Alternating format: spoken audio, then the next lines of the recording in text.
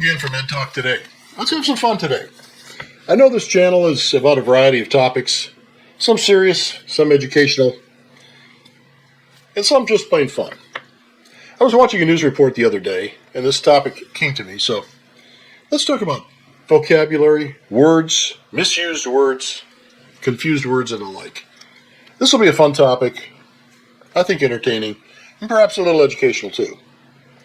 On the television, the commentator said, "The mayor's statement yesterday that the city is financially sound is a complete misnomer. In reality, the city's budget has ballooned to historic proportions," and so on. Misnomer? We all know the word misnomer means an incorrect name or designation. She should have said, "The mayor's statement yesterday that the city is financially sound is a mistake or a misstatement of facts." Well, words are fascinating things, and words are precise. Many people wouldn't have noticed this mistake at all. But good speaking and writing is the hallmark, I believe, of a truly well-read, intelligent person. In my opinion, it reveals a lot about that person.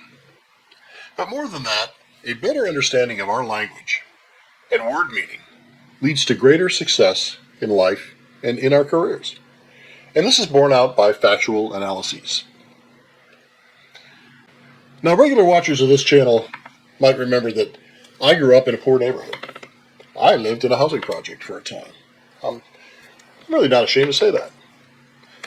I graduated high school from a poorly funded, non-competitive public school system. God bless those teachers. They tried. They did the best they could. And I guess one could say that I didn't know what I didn't know. But to my good fortune and the grace of God, I soon found myself surrounded by several people who were smarter than I. So I confess to you, my viewers, some insecurity in which I found myself back in the day. But this became the beginning of a lifelong self-educating endeavor. I later earned undergraduate and graduate degrees. This is a personal story, but stick with me. I think you'll enjoy it. Fortunately, my job in the U.S. military afforded me time to read a lot while I was on duty.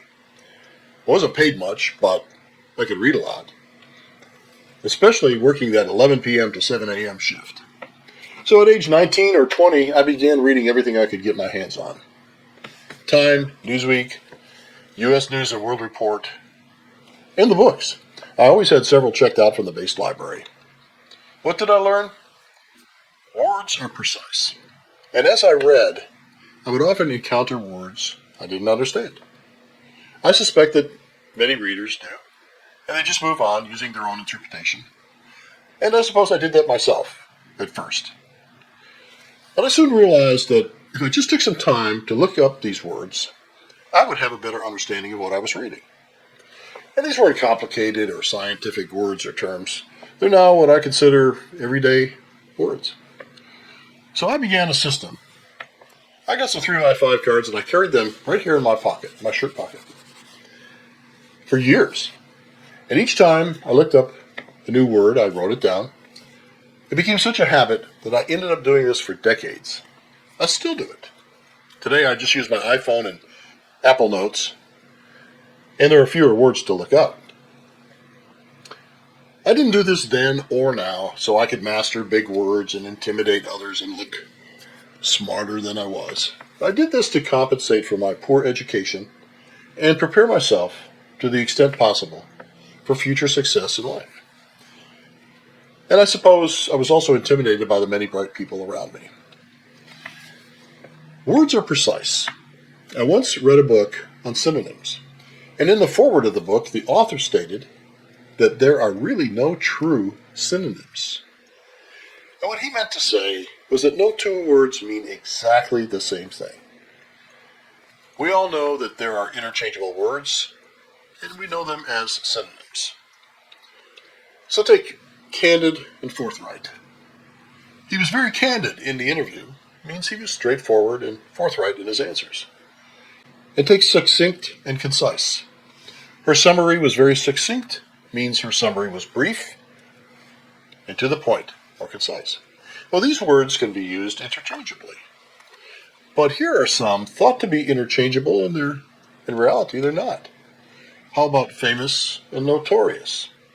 Well, famous means to be widely known for something usually positive or for your accomplishments, while notorious means to be widely known but for a negative quality or deed.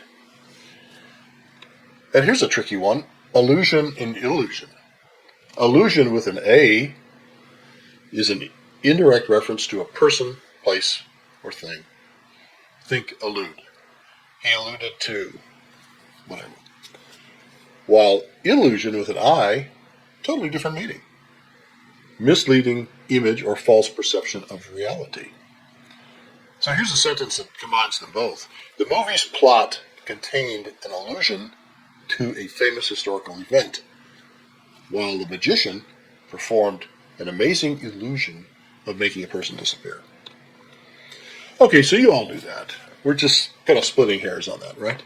But the real culprit are the commonly confused words that can really alter meaning significantly.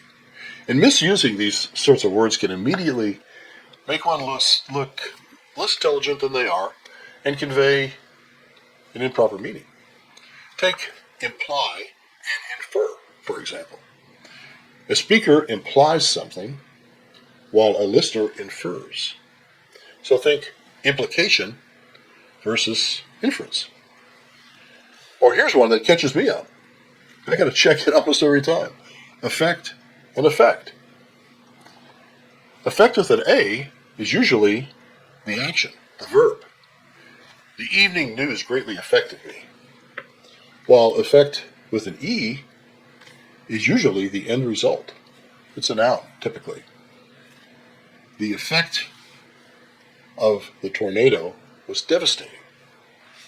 And to make things even more confusing, here, occasionally effect with an E is a verb, meaning to bring about. For example, and you'll hear this sometimes if you listen carefully, the new CEO will likely effect a major transition.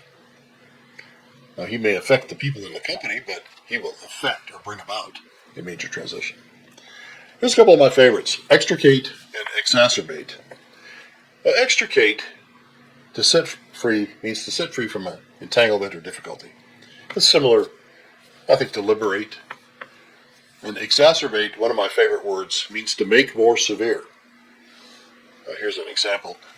That the levees were breached amidst the storm exacerbated the conditions for the farmers in these low-lying regions. Exacerbate, make worse, make more severe. And how about this one that'll trick you up?